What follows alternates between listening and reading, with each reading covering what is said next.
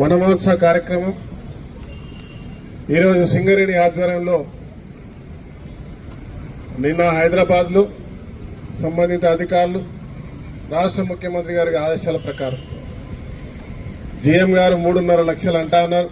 నేను 4 లక్షల మొక్కలు గోదావరిలో చుట్టుపక్కల నగరం మొత్తం కూడా ఈసారి మున్సిపల్ సంబంధించిన మా అధికారుల మహిళా గ్రూపులను కూడా భాగస్వామ్యం చేసి చెట్లు పెట్టిన కార్యక్రమంలో మీరు మనమందరం కావాలి.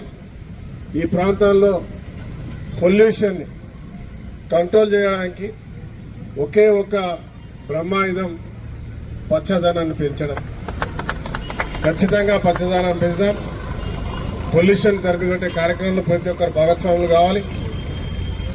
మేమే ఇండ్ల ముందు కూడా పచ్చటి మంచి చెట్లు పెట్టుకునే కార్యక్రమం కూడా చేయాలని చెప్పి అందరికి పిలుపునిస్తూ, అదే మాదిరిగా సుందరీకరణలో భాగంగా ఈరోజు రోడ్లు, డ్రైనేజ్లు, లైట్లు అభివృద్ధితో పాటు శానిటేషన్ని మున్సిపల్ బ్రహ్మాండంగా నిర్వహిస్తూ కొత్తగా లైట్లు, దాంతోపాటు సింగరేణి ఈరోజు ₹1 కోటి ఖర్చుతో సుమారు మధ్యలో డివైడర్స్ మధ్యలో వచ్చేటువంటి 600 మొక్కలు, 8 సంవత్సరాల వయసు ఉన్నటువంటి మొక్కలు, అదే మాదిరిగా ప్రత్యేకంగా పూణే నుంచి బోగెన్విల్లా 360 రోజులు నిరంతరం పూలు వచ్చేటువంటి రకరకాల పూలు పెట్టేటువంటివి, దాంతోపాటు అటుపక్క ఇటుపక్క కూడా ఎటువైపు సర్వీస్ రోడ్లలో బ్రహ్మాండంగా చెట్లు పెడుతూ సుమారుగా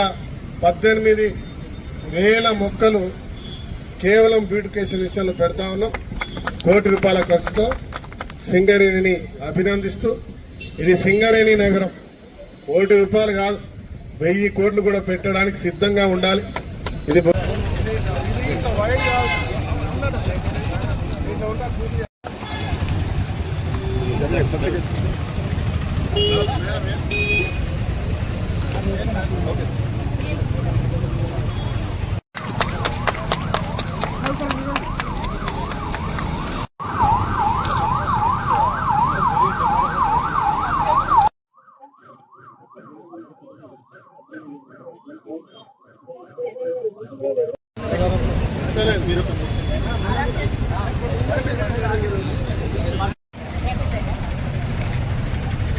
ఈ ట్రైన్ అటు పట్టుకు అక్కడ